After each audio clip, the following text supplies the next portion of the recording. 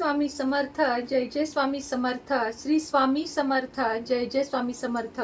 श्री स्वामी समर्थ महाराजांच्या नामस्मरणाने आजच्या व्हिडिओला सुरुवात करूया. सर्वप्रथम तुम्हा सगळ्यांना गुरुपौर्णिमेच्या खूप खूप खूप शुभेच्छा देते. कारण भरपूर जणांचे मेसेजेस आलेले आहेत की ताई तुला मी गुरु मानतो किंवा गुरुपौर्णिमेच्या तुला खूप शुभेच्छा, तुझ्यामुळं आम्ही स्वामी सेवेत आलो. खरं सांगू का, मी एक निमित्त आहे. सर्व काही नमस्कार असेल तो माझ्याकडून सुद्धा तुम्ही महाराजांनाच करा. कारण मी कोणीच नाहीये. खरं तर आपले सर्वस्व महाराज दत्तगुरु आहेत. कळकळीनं सांगते की सेवा करा, खरंच सेवा करा. सेवेमुळं जे काही तुम्हाला अनमोल लाभ होतील ते जगात तुम्ही हिंडा फिरा, अनेक ठिकाणी नाही का ट्रिप करा, कुठल्याच गोष्टीनं मिळणार नाहीये. जे सुख तुम्हाला एका अक्कलकोटला जाण्याने, एकदा गाणगापूरला जाण्याने किंवा एकदा वाडीला जाण्याने आणि महाराजांसमोर दररोज बसल्यानं जे काही मिळणारे 5 मिनिटं महाराजांसाठी काढा. ते आयुष्यभराची शिदोरी आहे आपली. ही सेवा म्हणजेच आपली शिदोरी आहे, हे लक्षात घ्या. आता माझा पण आज थोडा उशीर झाला व्हिडिओला, कारण टेंबे स्वामींचं सप्तशती गुरुचरित्र सार हे संपूर्ण पारायण अध्याय 1 ते 51 मी आज केलं. अजून बऱ्याच सेवा आहेत, पण म्हटलं थोडंसं व्हिडिओकडे वेळ देऊया. आज काहीही तोपर्यंत खायचंच नाही ठरवलं होतं की आपलं जोपर्यंत सप्तशती गुरुचरित्र सार वाचून होत नाही. आणि तुम्ही पण सर्वांनी भरभरून सेवा केल्या असतील आणि करत असाल आणि करा. आपल्या मुलांना पण आजपासून सेवेचं महत्त्व समजावून द्या.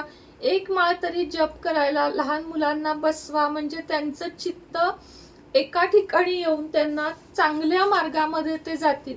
चला आजच्या व्हिडिओला सुरुवात करूया. पुन्हा एकदा तुम्हाला गुरुपौर्णिमेच्या शुभेच्छा. आज संध्याकाळी करण्याचा उपाय मी तुम्हाला सांगणार आहे. जसं की मी नेहमी सांगते, कर्पूर होम करा. कर्पूर होम करताना एक नारळ घ्यायचा आहे, त्यानंतर 7 कापराच्या वड्या घ्यायच्या आहेत. त्यातली 1 कापराची वडी आपल्याला नारळावर ठेवायची आहे. कापूर प्रज्वलित करायचा आहे आणि तो जो नारळ आहे तो देवघरापासून संपूर्ण प्रत्येक रूम मध्ये, किंवा तुमची एक रूम असेल तर एका रूम मध्ये, आणि सगळ्यात शेवटी मुख्य दरवाजाला ओवाळून एक एक कापूर त्यात घालत राहायचा आणि सगळीकडे हा ओवाळायचा. हे करताना श्री स्वामी समर्थ किंवा अवधूत चिंतन श्री गुरुदेव दत्त या मंत्राचा अखंड जप करायचा. म्हणजे घरातील सगळ्या इडापिडा सगळं काही तुमच्या दूर होईल. आता पुढचा जो उपाय आहे तो संध्याकाळी उंबऱ्यावर काही वस्तू आपल्याला जाळायच्या आहेत, ज्या मी नेहमी सांगते, पण आज अजून त्यामध्ये थोडासा मी वेगळा हे केलेला आहे, कारण गुरुपौर्णिमा आहे. काय करायचं आहे लगेचच सांगते. संध्याकाळी 6 नंतर कधीही हा उपाय करू शकता. अगदी रात्री 12 पर्यंत सुद्धा हा उपाय आपल्याला करायचा आहे. सर्वप्रथम कापूर घ्यायचा आहे, कापराच्या वड्या घ्यायच्या आहेत, त्यानंतर लवंगा घ्यायच्या आहेत. संख्या असू शकते 3, 5, 7 यापैकी कितीही. कापुराच्या वड्या घ्यायच्या आहेत. त्याच पद्धतीनं हिरव्या वेलची घ्यायच्या आहेत. हिरवी वेलची घेतल्यानंतर काळे मिरे घ्यायचे आहेत. दालचिनीचे तुकडे घ्यायचे आहेत. हे जे सर्व सुगंधी मसाले असतात, जावत्रीचं फूल जे असतं असेल तुमच्याकडे तर घ्या, नसेल तर हे स्किप केलं तरीही चालेल. जावित्रीचं फूल घ्यायचं आहे. त्याच पद्धतीनं 1 मिठाचा दाणा घ्यायचा आहे. तूप घ्यायचं आहे, गूळ घ्यायचं आहे. हे अगदी थोडं घ्यायचंय बरं का. जे गूळ, तूप, मीठ आहे हे अगदी थोडं घ्यायचं आहे. आणि पिवळी मोहरी घ्यायची आहे. सर्वप्रथम हे सर्व साहित्य एका ताटामध्ये घ्यायचं आहे. हे झाल्यानंतर आपल्याला एक खोबऱ्याची वाटी घ्यायची आहे. संपूर्ण अर्धी वाटी जी असती ती आपल्याला घ्यायची आहे. ती एका तामणामध्ये ठेवायची आहे, कारण खोबरं लवकर पेट घेतं आणि त्यामुळे उंबरा जर आपला लाकडी असेल, सागवानी असेल तर त्याला इजा पोहोचण्याची किंवा वेगळं काही घडण्याची शक्यता असते. म्हणून कोणतेही उपाय तापाय करताना मैत्रिणींनो काळजीपूर्वक करत जा. उगाच कसं आहे, काही आपल्याला काही वेगळं झालं तर नको ताप म्हणून. आता या खोबऱ्याच्या वाटीमध्ये सगळ्यात अधिक कापूर घालायचा आहे आणि त्यानंतर हे सर्व साहित्य थोडं थोडं जे घेतलंय ते घालायचंय. सगळ्यात शेवटी वरती घालायचं आहे ते तूप आणि त्यानंतर पुन्हा एक कापराची वडी. आता हे प्रज्वलित करायचं आहे. तोपर्यंत उमऱ्याच्या आत किंवा उमऱ्याच्या बाहेर बसायचं आहे. मांडी घालून, पाऊस असेल तर आत बसा आणि संपूर्ण कालभैरव अष्टक आजच्या दिवशी म्हणायचं आहे. 16 वेळा म्हटलात अतिउत्तम, नाही जमलं 1 वेळा म्हणा कालभैरव अष्टक आणि ते जोपर्यंत प्रज्वलित आहे तोपर्यंत तिथून हलू नका, तोपर्यंत तिथंच बसा. आणि त्यानंतर हे जेव्हा शांत होईल, गार होईल सगळं, तेव्हा एका कागदामध्ये भरा आणि कुठल्याही झाडाखाली किंवा सरळ डस्टबिन मध्ये टाकून द्या. कारण आपल्या उपायांमुळे कोणालाही त्रास नको, कोणाच्या मनात काही यायला नको, ही पण काळजी आपल्याला घ्यायची आहे.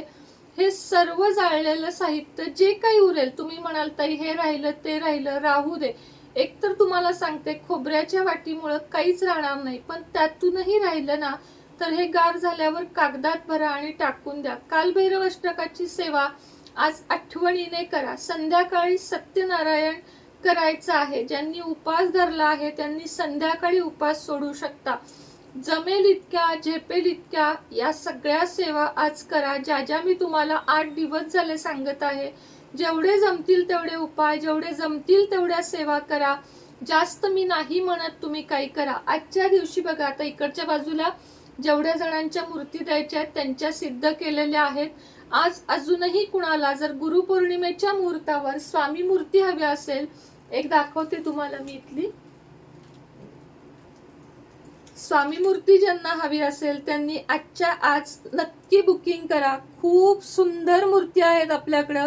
मी नंबर देते. अष्टधातू, भरीव आणि प्राणप्रतिष्ठा करून, अभिमंत्रित करून तुमच्यापर्यंत मूर्ती पोहोचवण्याचं काम गेले अनेक वर्ष मी करत आहे. श्रावण महिना येत आहे.